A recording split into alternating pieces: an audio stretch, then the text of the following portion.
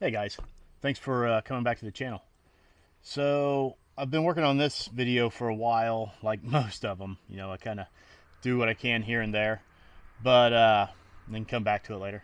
But I I got the idea for this. I think it was Black Friday of 2023. Bear Creek Arsenal put out a email, and they had this 6.5 Creedmoor upper with a side charger.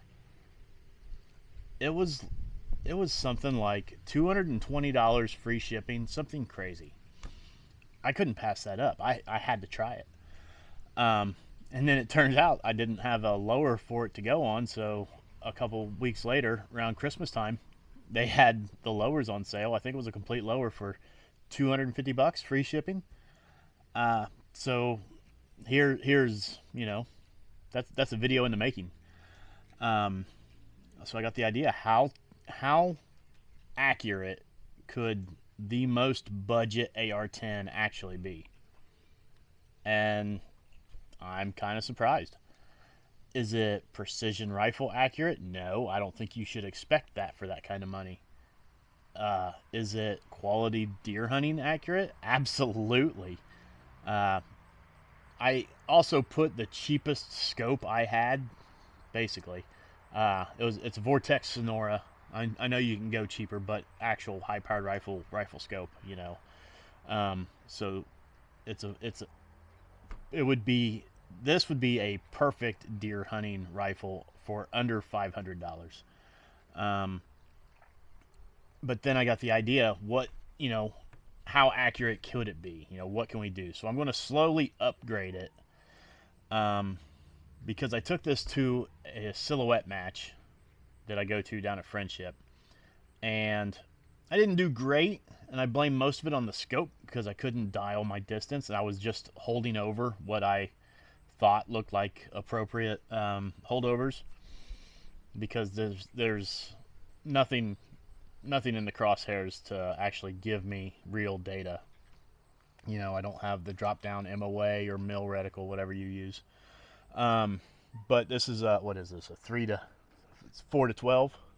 Yeah, this is a 4 to 12 power scope for deer hunting. This would be a perfect setup. Um, 6.5 Creedmoor. I'm really happy with it. This is a 22-inch barrel. This thing, I I plan on putting a better scope on it, probably an Arkin, like what I run for PRS. So still budget, but not you know super. I don't. It's like I said. It's budget. Arkins are budget scopes, but they're great quality scopes. I love them. Like for the money, I don't think you can quite beat it. But I've got a new grip, new stock. Not that that changes anything accuracy wise, but during the silhouette match, like these cheap plastic stocks, I hate them. I really love the B5 stocks, and so that's I ended up finding one. Um, the hard plastic here, the sharp edge, like it was 6.5 Creedmoor doesn't kick that bad. This is kind of overgassed, so it beats on you a little bit. But this stock was digging in, and that was like number one first thing I noticed. Is like, okay, I'm changing that right away.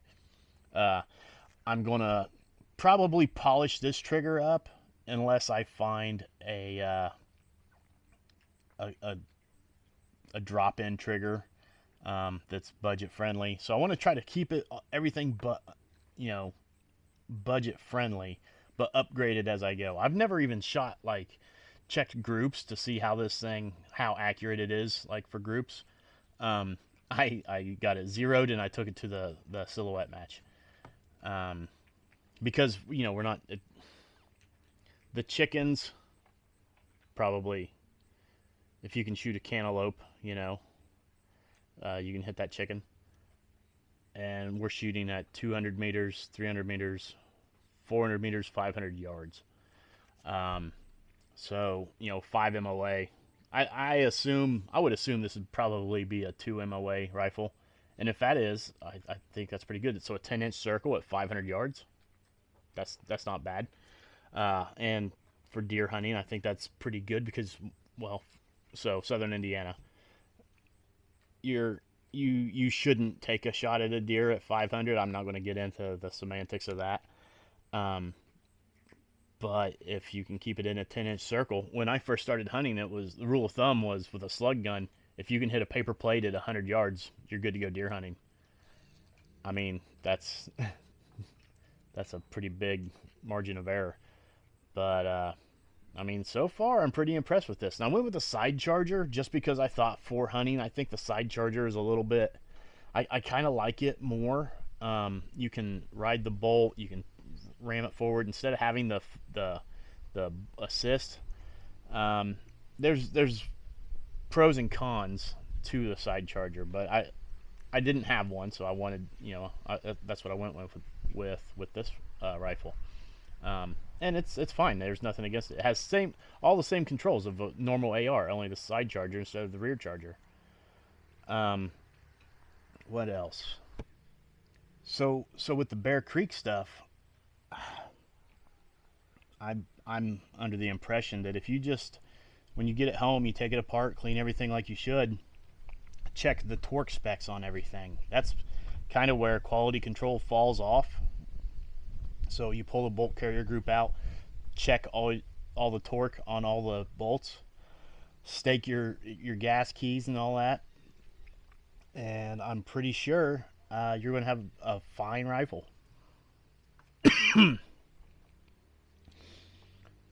Like I said, I'm still kind of testing it. I don't know if I can give an endorsement and if my endorsement even means anything, but from what I've seen so far, I think you can't go wrong with the Bear Creek Arsenal 6.5 Creedmoor AR10 in the most budget orientation that there is, and then upgrade it as you wish. So stay tuned. We'll do some more with this. Next thing I do, like I said, I want to take it out and actually shoot groups, see how accurate it is. Take it out 100 yards, 200 yards, 300 yards, and make sure everything's functioning as it should. I've got about 100 rounds through this rifle, which isn't anything impressive.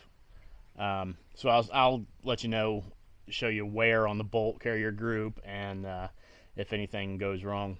I do know that screw right there that holds the side charging handle, you want to torque that, but you have to take it off every time. So you just torque it, because that moves to the rear every time you shoot. So I could see that potentially being a problem. I could see it going flying.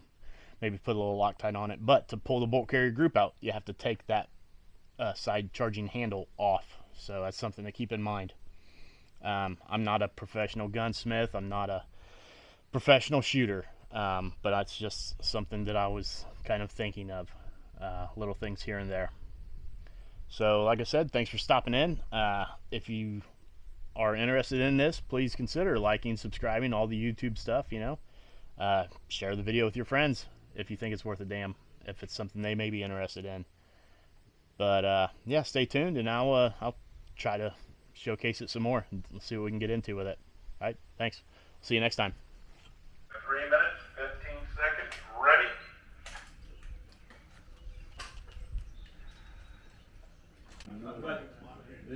Well, you got a little wind there. See, Joe, your elevation's dead. Perfect. Made a difference of this.